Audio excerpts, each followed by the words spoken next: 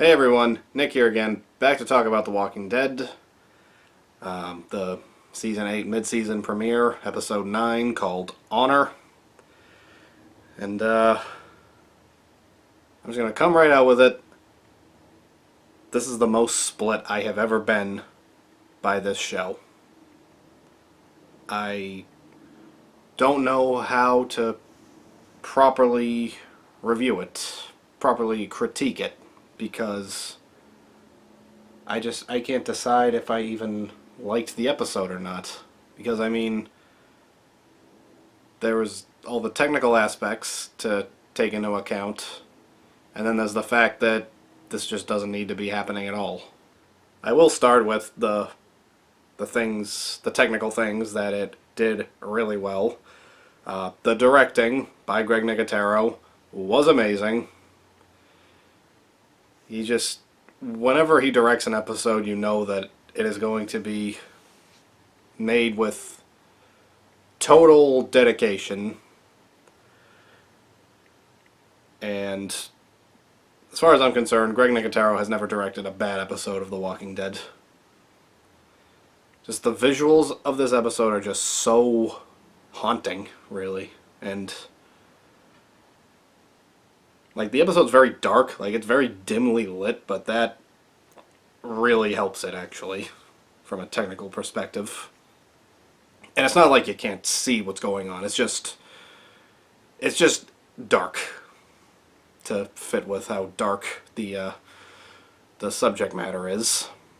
The performances all around were so amazing. I mean, Chandler Riggs, of course, this was his farewell performance, basically.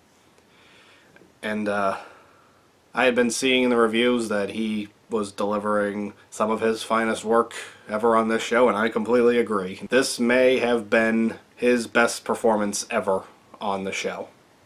Andrew Lincoln and Danai Gurira were just so amazing and so heartbreaking to watch. I mean, Rick was losing a son, and Michonne was more or less losing a son, and she already had lost an actual son already. So yeah, they were just so incredible in this episode. My hat's off to them. Avi Nash, who plays Siddiq, I mean, I think this guy has actually earned his place in the Walking Dead universe, because some people were a little unsure of him, but now it's totally clear that he is a good guy. And when he said that he's gonna honor Carl, you totally believed him. And, you know, it's really his performance that makes you believe him now. Like, as far as I'm concerned, there's no question. Siddiq is a good guy. Even Judith was really good in this episode. Yeah, a baby was responsible for probably the single saddest moment of the episode for me, when Carl was saying goodbye to Judith. I mean, that was so heartbreaking to see. Not since one of the last episodes of Breaking Bad have I seen a baby have such a heartbreaking performance. Now, ordinarily, I don't mind when an episode goes between different groups of people, like when it jumps around a bit. I don't mind it in general, and it wasn't really technically bad here, but it wasn't right for this episode, because in a way, all the jumping around made Carl's death feel less important than it was. Like, think of all the bottle episodes this show has given us in the past. They couldn't give one to Carl for his death. I don't like that. That doesn't really sit right with me. I'm sorry.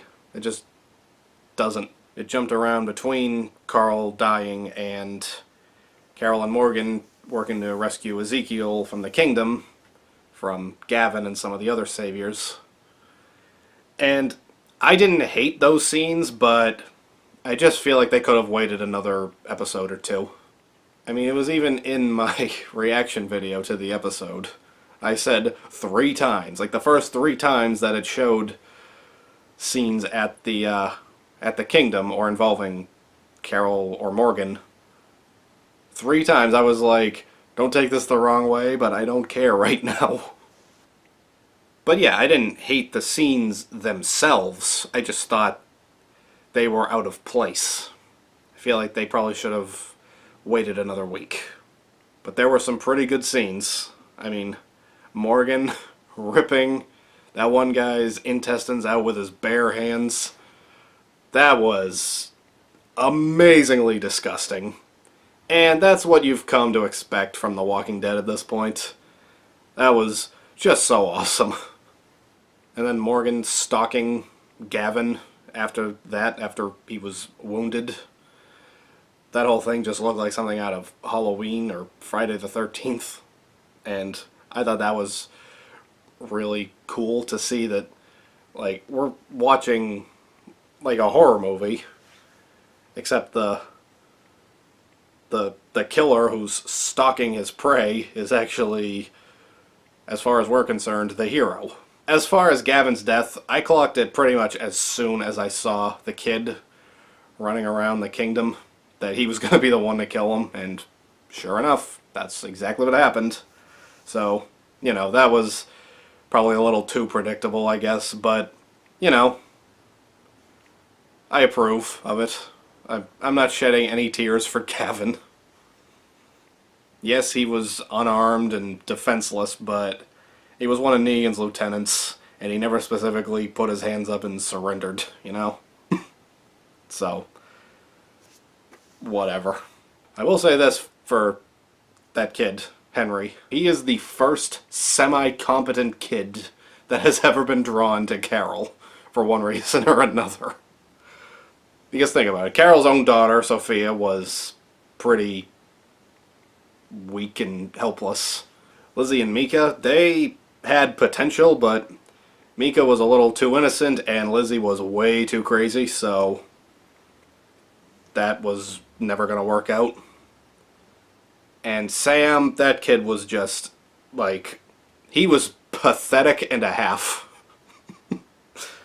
Like, I felt bad for that kid for how pathetic he was. He had no chance. But Henry, I think this kid is definitely a step up. Of course, the episode ended with Carl shooting himself. And it was emotional. And it was well acted, well written, well directed. All of that. But regardless of how well made Carl's death was, it still just shouldn't have happened. And that's just not something that I can just get over right away. I don't know if I ever will, to be honest. I could not rate the mid-season finale. I usually rate the episodes on a scale of 1 to 10, but I just couldn't because, you know, I was too upset with it to make a fair analysis of it. I didn't even really know how to make a fair analysis of it. And to be honest, the same is true here. Probably even more so because I'm just so torn by this episode. I've taken to calling it in various online forums. I've taken to calling it the most well-made thing I've ever hated. So yeah, that's what I thought of the episode. I don't know what I thought of the episode. But yeah, Carl's gone, and at this point it's either just keep being upset about that or move on. And that's pretty much what I'm going to do. Sadiq's advice. My mercy prevails over my wrath, right? At least now I don't have to shave my head. I made that wager. If Carl somehow survived, I would shave my head. And I'm very grateful that I don't have to, because I realize that me with a shaved head, with the glasses and the facial scruff, I would look exactly like Moby. And I'm just not up for that. Nothing against him, I just don't want to look like him. So yeah, those are my thoughts, and I will see you next time.